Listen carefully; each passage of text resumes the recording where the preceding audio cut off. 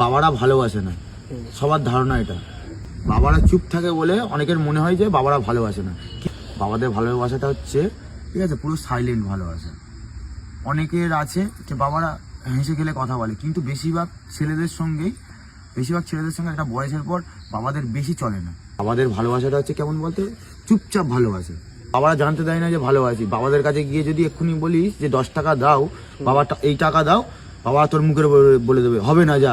কিন্তু সেই বাবা গিয়ে ঠিক আছে মার কাছে টাকা দেবে যে ছেলেকে দিয়ে দিও, বা নাই বলুক মার কাছে এমনভাবে রেখে দেবে, তুই যদি মার কাছে গিয়ে চাস সেই টাকা তুই মার কাছ থেকে পেয়ে যাবি।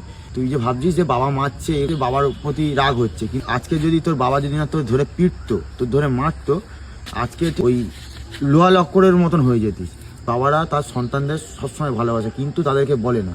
তুই কষ্ট পাচ্ছিস দেখে তোর মা কাঁদছে, ঠিক আছে, কিন্তু তোর বাবা চুপচাপ দেখছে। তুই ভাবছিস যে মার কষ্ট হচ্ছে, বাবার কষ্ট হচ্ছে না। বাবাদের ভিতরে কষ্ট হয় কিন্তু সেটা দেখায় না, কারণ বাবারা এত কষ্ট করে মাথার ঘাম পায়ে ফেলে এত রোদের মধ্যে, এত ঝড় জল বৃষ্টির মধ্যে ইনকাম করতে যায়।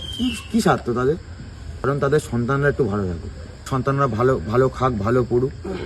বাবারা দেখবি কেমন জুতো পরে, দেখবি ছেঁড়া ফাটা জুতো পরে যাচ্ছে, তবুও সেফটি মেনে দিয়ে চালিয়ে যাচ্ছে। তোর একটা জুতো ছিঁড়ে যায়, তো বাবাকে বলিস ঠিক আছে বাবা ঠিক একদিন পরে হলেও কিনে দেবে।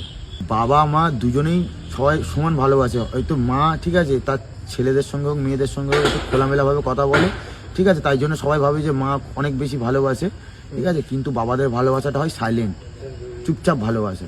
যেই বাবা এত মাথার ঘাম পায়ে ফেলে রোজ জলের মধ্যে গিয়ে তোর জন্য ইনকাম করে তোকে মানুষ করেছে, এত বড় করেছে যাতে তুই ভালো থাকতে পারিস, ভালো পড়তে পারিস, ভালো খেতে পারিস, সেই ছেলেগুলো কি একটু পেটে দু কলম বিদ্যা নিয়ে ঠিক আছে একটা সুন্দর কোনো একটা মেয়েকে ধরে এনে ঠিক আছে ব্যাস তার সেই বাবা মাকেই ঘর থেকে তাড়িয়ে দিচ্ছে।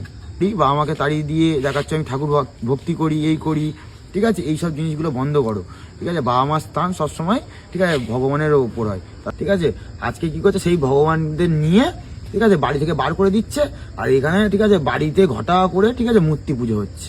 তোমাদের যেমন ভাবে জিনিসটা করেছে সেই প্রতিদানটা তাদেরকে দাও।